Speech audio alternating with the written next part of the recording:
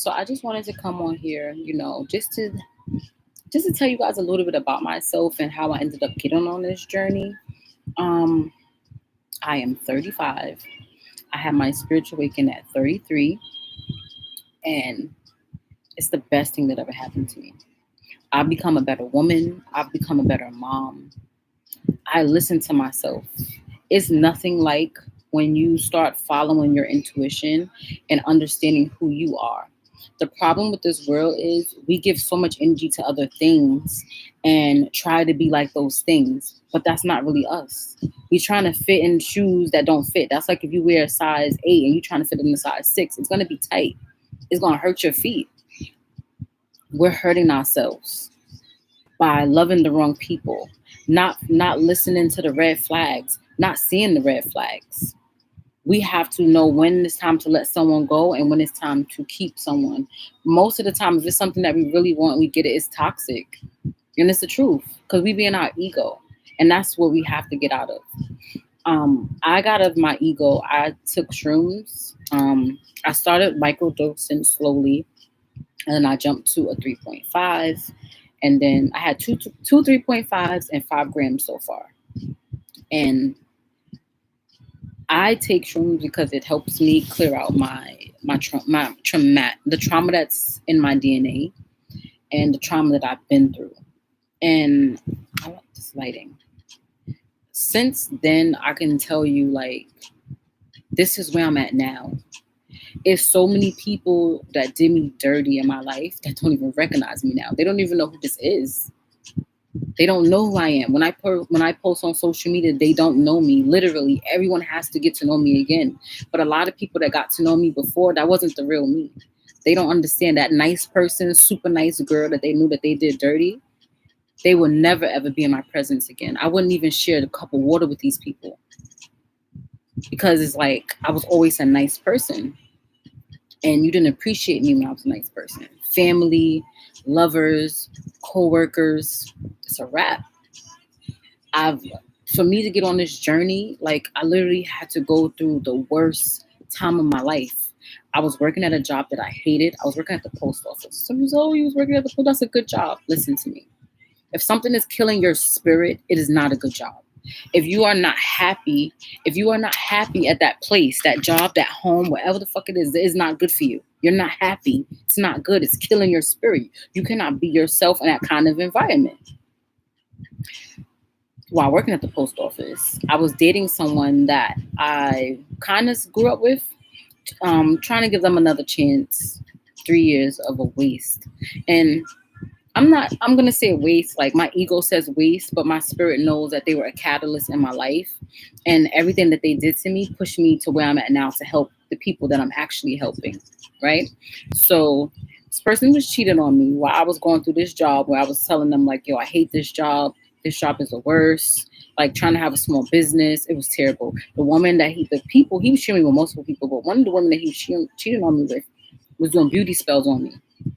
I was having terrible breakouts. Like, if you're getting like white bumps on your face with pus and shit and you don't like, you're trying everything and it's like not leaving, clear your energy because people sometimes will send beauty spells to fuck your skin up, to lower your self-esteem. So in the mix of having bad skin, working at a job that I hated, my boss was a total bitch. If she listens to this, you're a bitch to everyone, even elderly people. You're not going to have no luck, sweetheart. But anyway, I ended up going through a dark space and I quit the post office. May 4th, 2 years ago, I had a spiritual awakening. I used to do higher self meditations and I connected with my higher self along with prayer. And I asked to be shown what did I need to do. Like, I have the video on my phone. One day, not now, but one day when I reach where I need to be and I write my books and stuff, I'm going to have all of this stuff in. Like, I made recordings and I didn't know that it was going to all piece together, but I made recordings to myself crying with literally tears in my eyes saying, God, please show me what I need to do to get out of this space. What do I need to do to better myself? What am I doing wrong? Boom. What was I doing wrong? First, aligning myself with people who didn't align with me. Seeing the good in people who weren't really good. staying in situations that I knew was toxic and ignoring the red flags. Simple. So when I had my awakening, I got shown a lot of things. It's crazy. Like, I kept getting injured at the post office, but it was giving me time off. Like, the injuries was like, it's so funny. Like, I love God and my ancestors. The injuries that I was getting was like helping me have time to myself. Like, I hurt my wrist and I was out of work for like 3 months before I quit. I was out of work for like 3 months. And it was like, even though I hurt my wrist, it wasn't bad, but the doctor told me that I needed a break from work because I couldn't do no heavy lifting. So in those times, I took that time to spiritually grow. My spirit I'm 35. My spirit was broken since I was 6. So just imagine a woman walking around this earth, trying to be a mom, trying to be loving, and your spirit has been broken since you were 6. You literally have to go deep within yourself, because you're going to remember when your spirit was broken, and you have to begin to heal from there. It's like I slowly was patching up wounds. My mom gave me away at 6, and I heard her. She kept everyone else but gave me away. Just that alone, moving from Germany, because my stepdad at the time was in the army. So she left my dad. So I can't even blame my dad for not being in my life, because my mom left him to pick someone else. I wish she would have kept me with him, but she didn't. So she married someone else who moved to Germany. Literally moving from Germany, my mom moved me to New York. I remember staying in Texas for like a week, and my stepdad's mom didn't like my mom, and she felt like the rest of the kids were his, so she told me I couldn't stay. I honestly believe like this lady thought that my mom was going to like choose me, but my mom actually chose to stay, and she sent me to my grandmother. And my grandmother lived in the projects in Harlem. I literally moved from Germany to the projects in Harlem, where in Germany I was sledding in the snow. I was eating berries off the trees. Like, it was a whole different life to go to the projects. And then I don't know if my mom knew at the time, but my grandmother's boyfriend at the time was smoking crack. So my grandmother used to work at A&S, which is now Macy's, downtown Brooklyn. If you live in New York, that used to be called A&S. She used to work in the wedding department, the wedding dress department. My grandmother started getting beat up by crackheads because her boyfriend at the time was secretly doing drugs. So now here I am, 6, seeing all of this drama, seeing my grandma get beat up. I've never seen this before. Like, I literally was sent from a loving household to a household full of toxicity, demons, and darkness. Listen, let me tell you about the story. This man got so high. See, I didn't know what high was as a kid, but I knew he was bugging. He got so high that it was like my grandmother had Revlon nail polish. He poured red nail polish on himself, ripped his shirt, called the cops, and told the police that we tried to kill him. So now we're all at the door. It's not funny, but it's crazy because I was just so young, and I was just like, what the hell? I thought I was going to jail. When the cops get there, my aunt was 15 at the time, standing in the doorway. So he's telling the cops, yeah, they tried to kill me. They stabbed me up. It smelled like mad nail polish. So now the cops like, even her. So I'm 6. I'm like, even me? Like, I didn't even do anything. So they start busting out laughing because they know like he was high, he was bugging. And they was like, you need to lay down, sir. Like, just relax. I think maybe you're a little drunk, whatever the case may be. She still let him stay there. First time, I was only there for like a good 2 weeks. For this dude really started bugging out. Like, I couldn't believe it. Like, I'm watching him pour red nail polish on himself and rip his shirt open and say, like, we tried to kill him. Like, bro, are you dumb? I just got here. I don't know what y'all was doing because I was very smart there. I was like, I don't know what y'all was doing in my mind. I was like, what was y'all doing before I got here? But I ain't trying to kill him. Like, I just wanted to live my life. I wish that I could go back to my family. So then from there, I ended up getting molested by a female, and which is a family member. That took a piece of me. Like, that really took a piece of me. Sorry, y'all. And I just wanted to go home. But I didn't have a home because the only home I knew, they didn't want me there. Spirit broken.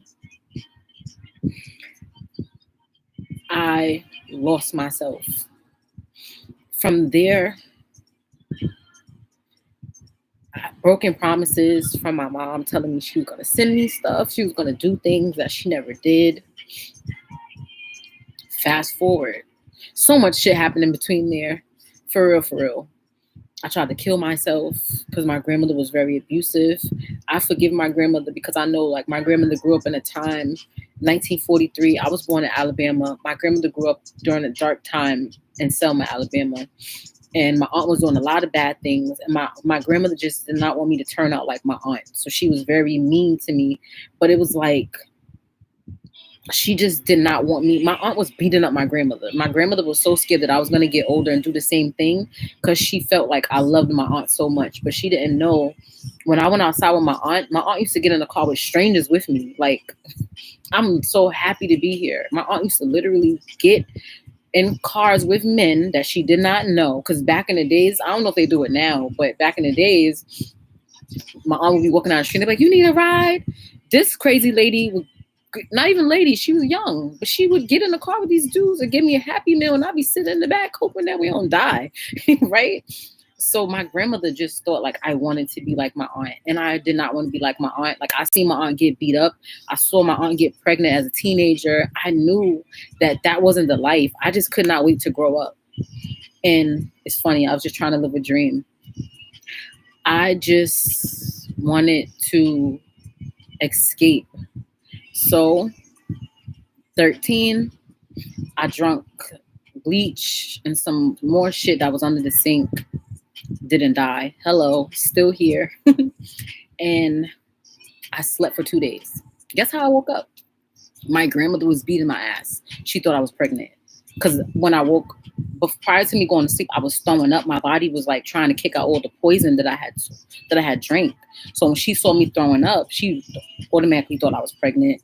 So I guess her thinking, sitting there while I was sleeping, she woke me up and started beating my ass. I knew at that moment that it was time for me to go, but I didn't know how to go. I met this girl, Aisha was her name. She was actually a foster child herself. And she was like, "Oh, why don't you sign yourself into foster care?" And I'm like, "Girl, I don't even know how to travel." So she's like, "Learn the trains, get a map." Me secretly trying to learn the trains and everything. And she was in a gang. She was a Crip.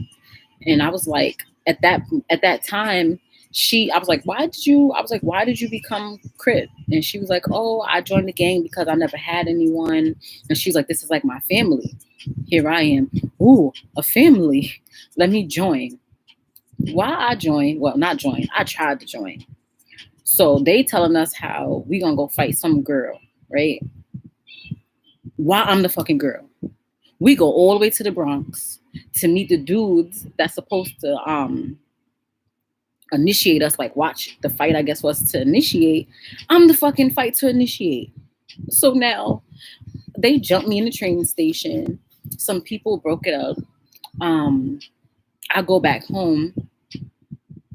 I go back home. My grandmother is looking at me. She's like, "Oh, you beat them up. If you ain't beat them up, I'm gonna fuck you up." Because she's one of those type of people. Like, if you ain't fight, she won't fight. So now I'm looking like I got to get the fuck out of this situation. I was so hurt because I was like, how could someone that I thought was going to help me hurt me? But then I look back, like, everybody that I've met that I gave love to hurt me. One of my family members tried to sell me for $25,000. My grandmother. My grandmother used to complain because she didn't have no money. Like when my mom left me, she didn't send my grandmother anything. She never helped me. So I was kind of like a burden on my grandmother. So when she would be outside, she would complain about how my mom was doing drugs, how she didn't have money, blase, blase, because we was collecting cans to survive. So some Arab dude met my grandmother and was like, "Oh, let's hang out." So it's the 4th of July. I'm 10. He gives my grandmother money to buy me a bathing suit. Now my aunt is like, "You don't find it weird that this dude is not buying you a bathing suit?" And oh, y'all, my laptop dying. Hold on.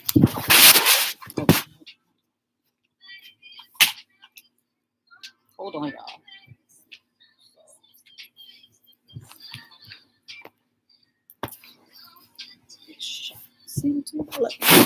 So my aunt is like, no, I like that lighting better. Jesus Christ, y'all. I'm so sorry. But I want to finish. So my aunt is like, "You don't think it's weird that this grown ass man wants to buy your grandchild, your 10-year-old grandchild bathing suit and not you?" She didn't find it weird at all. So now we get to Coney Island. I'm sitting there with them, and he's like, "Oh, I want to take her to the water." I always had this intuition where I can see perverts. Even as a kid, I can see when if they looked at me the wrong way that I felt was sex. I knew, like, I can see child molesters. To this day, I can see them. I can sniff them. I know when someone is a child molester. I can tell. Even as a kid, I've always been gifted with that, and it saved me. It saved me in my life. Me having that gift, I'm grateful. Thank you, God, for real, for real. So we in the water, but it's like he's throwing water in my face. But it's like he's coming towards me and then he's like touching on me. But I know how he's touching on me was not how you're supposed to touch a kid. So now I get out the water. I go sit back down next to my grandma. She's drinking her beer and just chilling. Now we go home. I'm in the room. I hear my grandmother telling my aunt how he's offering her money to buy me. And my grandmother was considering it. My aunt told my grandmother, "If you sell my niece, I'm going to kill you." It's no telling where I would be right now, y'all. It's no telling where I would be. For real, for real. And it's crazy because the same person who hurt my aunt also hurt me multiple times. But yet, in that moment, she saved me. I don't know where I would be today. For this dude, you want to buy a 10-year-old? Sir, what was you going to do with me? Sell me? Molest me? I don't know. But I'm so, so fucking grateful that I made it past whatever his plans was. For real, for real. And I'm sorry, y'all. I can't just sit here with a straight face and certain things just not cry. Because I know that child trafficking is real. I was almost a part of it, but God had other plans for me. God had other plans for me when I tried to kill myself. Like, I'm so blessed. I didn't know how blessed I was until 2 years ago, which is sad. And oh man, I'm sorry, y'all. I'm just so grateful. Like, sometimes you just gotta sit back and just understand and see how far you've come on this journey. Sometimes you really gotta sit back and really be grateful. Be grateful. For real, for real. When I ran away, I signed myself, fast forward, I ran away. I went to the hospital because I was not getting on the train. I did not know about the train. Even though I looked at this map, I was like, that's a no for me. My grandmother hit me in the head with a 40-ounce beer bottle. This was when computers first came out. She wanted me to fix the computer. I fixed it before and it broke again and she wanted me to fix it. Don't ask me how I fixed it, y'all. I swear I don't know. But I took it apart and I fixed it. I do not know how the fuck I did it. To this day, I don't. But it broke again. Like 3-4 months later, she wanted me to fix it. But at this time, it was a virus and I didn't. At the time, that's when they used to have the Norton virus, antivirus disc when they first came out, and the AOL disc. I didn't know about that too much, and you had to have a code and all this different stuff. I'm a kid. I don't know what this is, ma'am. I'm facing the computer, and I'm like, I don't know how to fix this. All I know is that I blacked out. When I got up, like it was a quick blackout. When she hit me, I just saw black and I saw like stars. And she had the bottom of her hand. And I was like, if I don't leave, this lady's gonna fucking kill me.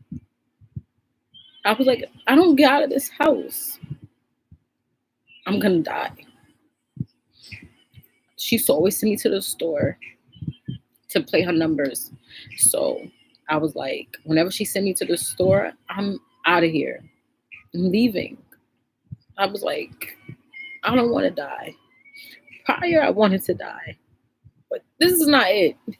So I went to the hospital, Woodhull Hospital. And I told the doctors, like, the day that she hit me is not the day that I left. I waited because I had a big ass knot. So she didn't send me nowhere that day. I had to wait like 2 days later.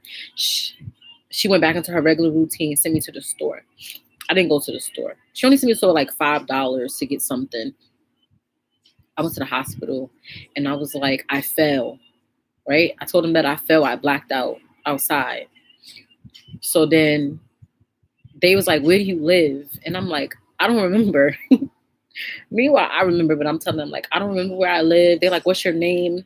I told them my name, but I was like, I don't remember anything else. So now they called the ACS worker. Now, when the ACS worker and the detectives come, all of a sudden my ass remember everything. So I started telling them like the truth. And they was like, well, do you know anywhere you can go? They was like, do you know anywhere you could go for the time being? Because you can't stay here. They called my aunt. And then that's when I went to stay with my aunt for a little while. But my aunt was toxic too, because she was battling her own demons. And me going there, it was like, I thought it was safe, but it wasn't safe there neither. Because she was a drug dealer and I didn't need to be in that environment as a teen. So I stayed there. The detectives came and took me back to my grandmother's house. They were telling me to go back. I'm like, y'all come. I was so sad, y'all. Like, y'all gonna take me back to this woman's house? So now they take me back. I'm like, no, I can't stay here. So I begged. My aunt ended up getting me back. I stayed at her house. They gave her money and stuff like that, fixed it up. Because, you know, when you get foster kids, you got to make sure you got furniture, food, all kind of shit. So they gave her like vouchers and shit. And she took me in. But then I became a babysitter because she had kids. I was young. So now it's like, oh, live-in babysitter. So now I'm watching her kids, spirit getting broken. I'm not even allowed to be a teen. I'm not allowed to be myself. I'm not allowed to express myself. I'm telling you, I carried all this shit with me up to 2 years ago. Up to 2 years ago. And I told you I took the shrooms. That's what made me sit down and really see, like, I was still loving. I wasn't hurting people, but I was easy. I was an easy target for low vibrational energy because I didn't understand that all those times that God saved me is because I had a purpose. People saw my light. They saw my purpose. They knew who I was because it's like, you went through all of that. You saw this nice person. Oh, let me suck your energy. And I didn't let everything that I've been through, people, hurt me. When I say hurt me, meaning change how I saw people. Too forgiving, maybe, naive. I'll take that rather than going around hurting people and mistreating people or mirroring off who they are back to them. I didn't do that. I don't want to, I know right now I don't get a lot of views, so I don't want to drag this video out and then no one watches it and I'm just here crying and talking. So I'm going to leave this as a part 1 of getting to know me.